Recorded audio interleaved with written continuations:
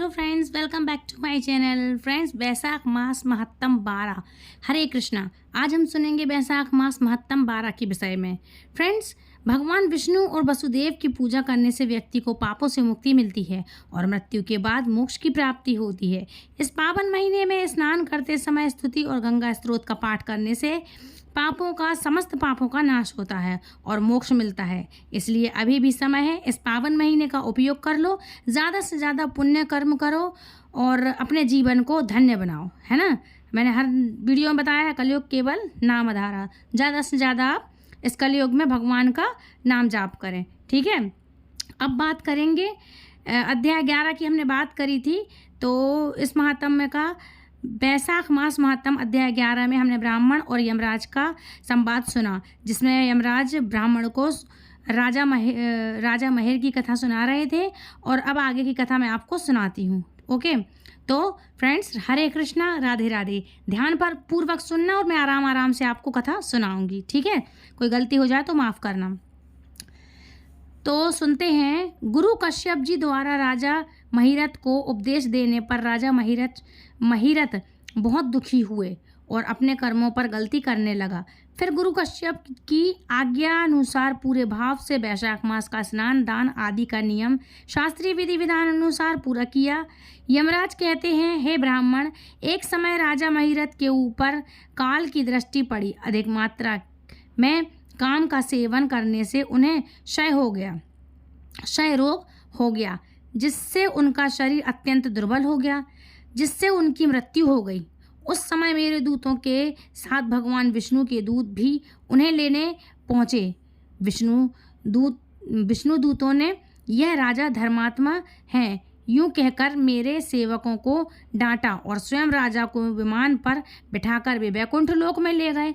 बैसाख मास में प्रातःकाल स्नान करने से राजा का सब पातक नष्ट हो चुका था।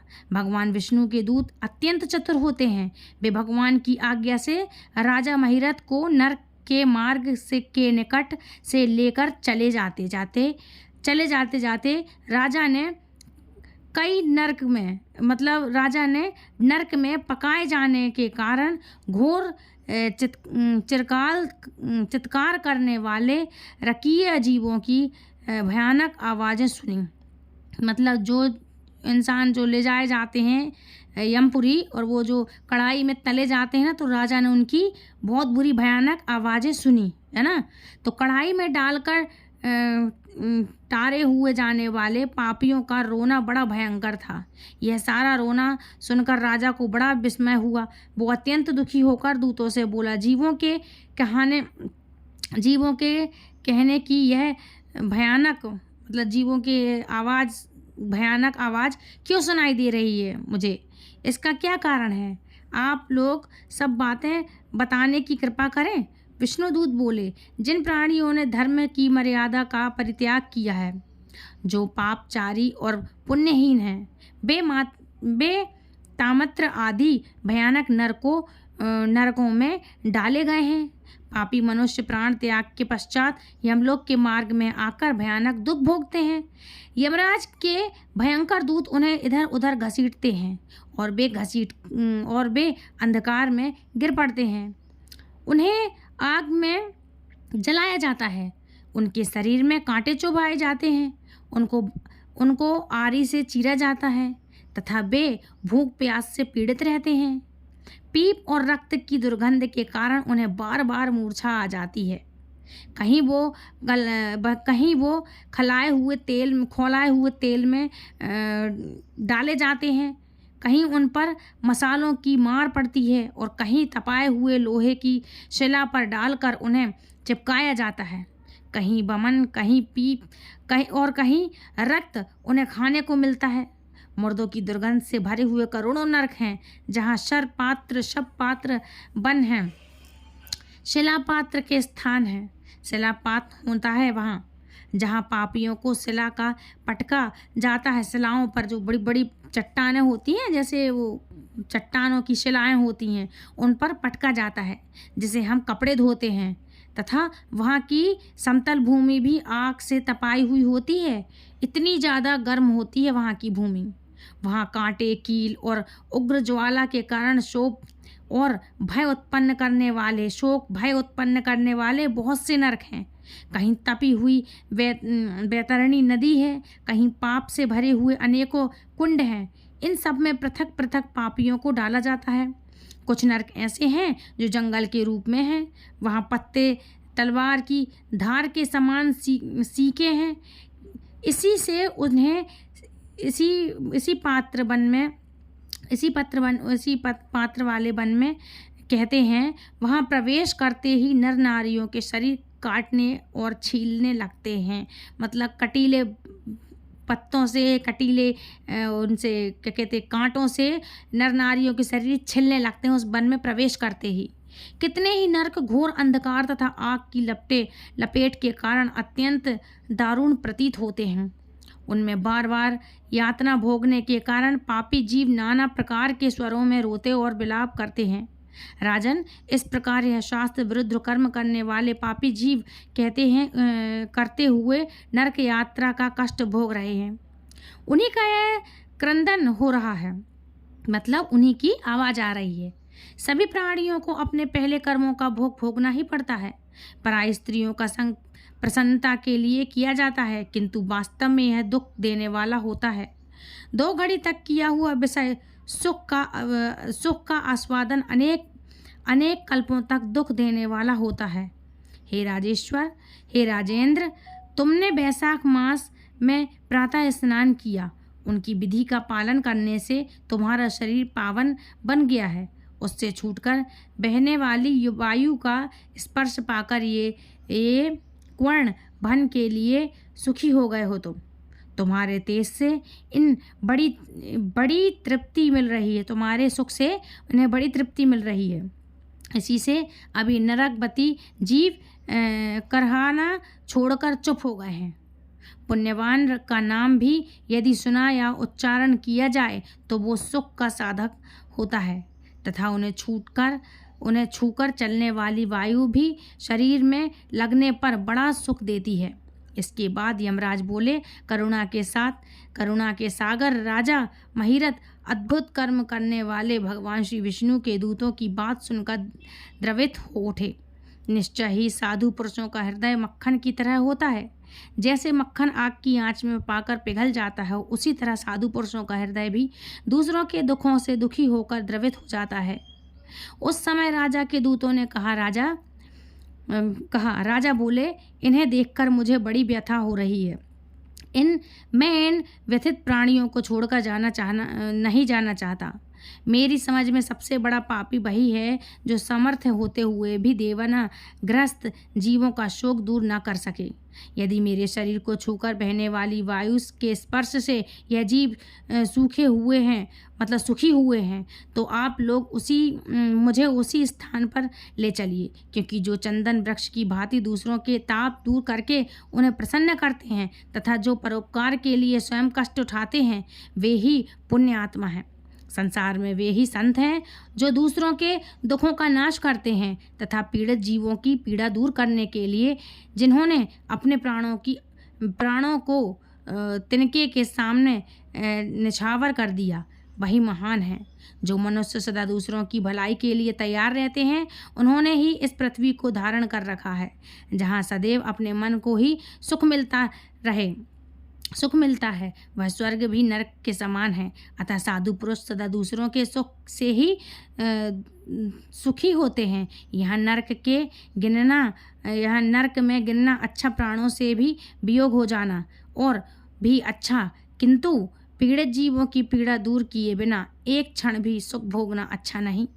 राजा की बात सुनकर दूत बोले, राजन, पापियों को अपने कर्मों का फल भोगते हुए भयानक नरक में पकाए हुए जाते हैं।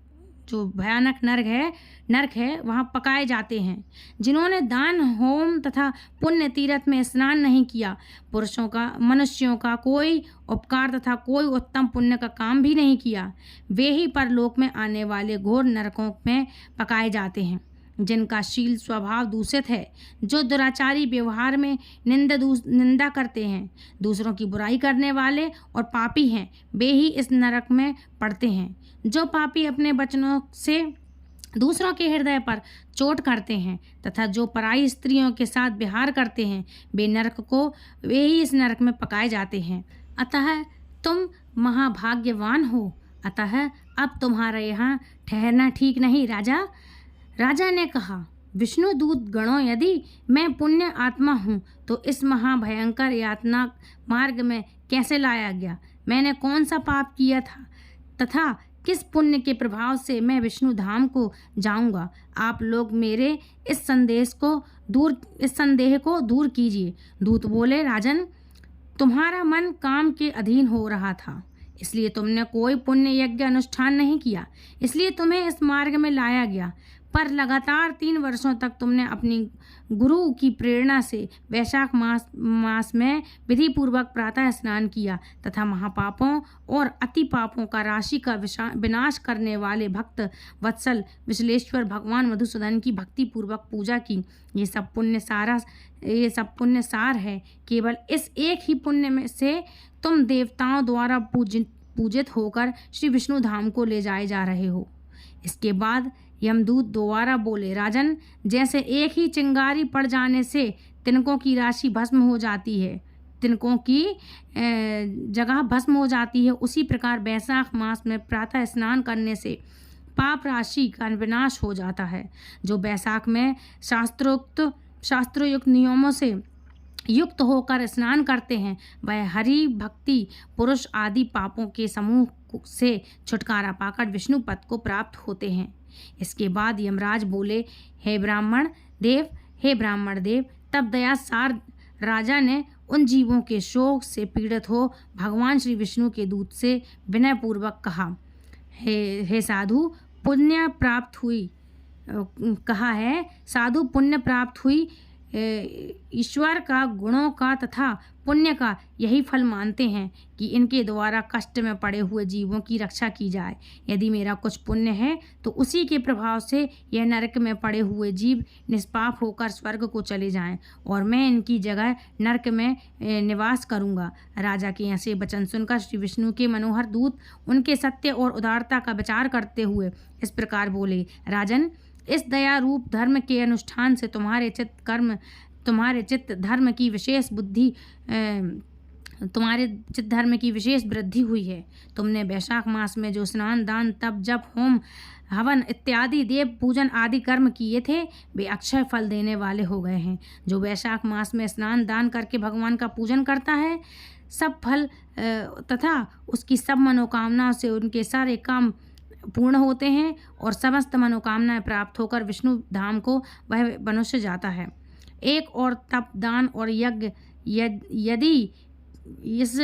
यदि शुभ क्रियाओं और एक विधि पूर्वक आचरण में लगाया हुआ वैशाख मास का व्रत हो तो वैशाख मास ही अधिक फल देने वाला होता है। राजन, वैशाख मास के एक दिन का भी जो पुण्य है वह तुम्हारे लिए सब दानों से बढ़कर है। दया के समान धर्म, दया के समान तप, दया के समान दान और दया के समान कोई मित्र नहीं है। पुण्य का दान करने वाला मनुष्य सदा लाख गुना पुण्य प्राप्त करता है। विशेषतः तुम्हारी दया के कारण धर्म की अधिक वृद्धि हुई है। जो मनुष्य दुखी प्राणियों का दुख से उद्धार करता है वही संसार में पुण्य आत्मा है। उसे भगवान नारायण के अंत से उत्पन्न समझना चाहिए। राजन, वैशाख मास की पूर्णिमा को तीर्थ में जाकर जो तुमने सब पापों का नाश करने वाला स्नान दान आदि पुण्य किया उसे विधिवत भगवान श्री हरि को साक्षी मानकर 3 बार संकल्प करके इन पापियों के लिए दान कर दो, जिससे ये नरक से निकलकर स्वर्ग को चले जाएं। न हमारा तो ऐसा विश्वास है कि पीड़ित जंतुओं को शांति प्रदान करने में जो आनंद मिलता है उसे मुझे स्वर्ग और मोक्ष से भी नहीं पा सकता है। तुम्हारी बुद्धि, दया और दान से दृढ़ता से इसे देख करके हम लोगों को बहुत खुशी हो रही है। राजन, यदि तुम अच्छा जान पड़े तो अब बिना विलंब किए इन्हें अपना पुण्य प्रदान करो, जो नरक यातना के दुख को दूर करने वाला है। विष्णु दूतों के यूँ कहने पर दयालु राजा महिरथ ने भगवान गंगाधर को साक्षी बनाकर 3 बार प्रतिज्ञा पूर्वक संकल्प करके उन पापियों के लिए अपना पुण्य अर्पण किया। वैशाख मास के एक दिन के पुण्य का ही दान करने व सभी जीव यम यात्रा के दुखों से मुक्त हो गए। फिर अत्यंत हर्ष में आह भर कर के वो शेष विमान पर बैठकर राजा की प्रशंसा करते हुए उन्हें प्रणाम करके स्वर्ग को चले गए। इस दान से राजा को विशेष पुण्य की प्राप्ति हुई। मुनियों और देवताओं का समुदाय भी स्मृति करने लगा था। वे जगदीश्वर श्री विष्णु के पार्षदों द्वारा अधिप होकर उस परम पद को प्राप्त हुए जो बड़े बड़े योगियों के लिए भी दुर्लभ है। इतनी कथा कहने के बाद यमराज रुके, कुछ क्षण रुके, फिर पुनः बोले, हे ब्राह्मण, ये वैशाख मास और वैशाख पूर्णिमा का कुछ महत्तम है। मैंने तुम्हें थोड़े में बताया है।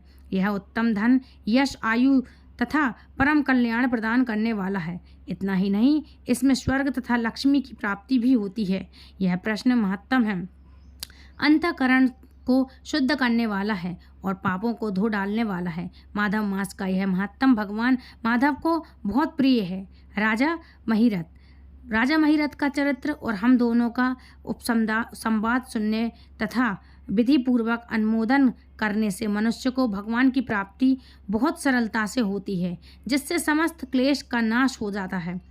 इसके बाद सूत जी बोले, यमराज की ये बात सुनकर वो ब्राह्मण उन्हें प्रणाम करके चला गया। उसने भूतल पर प्रतिवर्ष स्वयं को वैशाख स्नान की विधि का पालन किया। विधि का पालन करते ही दूसरों से भी खुद भी किया पालन और दूसरों से भी करवाया। ये ब्राह्मण और यम का संवाद मैंने आप लोगों से वैशाख मास के पुण्यतम स्नान के प्रसंग में सुनाया है। जो एकाग्रचित होकर वैशाख मास के महत्तम का श्रवण करता है, वो सब पापों से मुक्त होकर श्री विष्णु के परम पद को प्राप्त होता है। वैशाख मास महत्तम अध्याय 12। कल वैशाख मास महत्तम अध्याय 13 में हम आगे बढ़ेंगे, कथा सुनेंगे। अध्याय में स्पष्ट है कि सब कुछ नहीं, मतलब इस अध्याय में सब कुछ ऐसा स्पष्ट है कि सब कुछ ही नहीं जाना, सब यहीं रह जाएगा भाई। इसलिए धर्म है जो हमारे साथ, वही हमारे साथ, धर्म है जो नरक है वही हमारे साथ जाता है ना। इसलिए याद रखो, जीवन बहुत छोटा है, कब क्या हो जाए कुछ नहीं पता।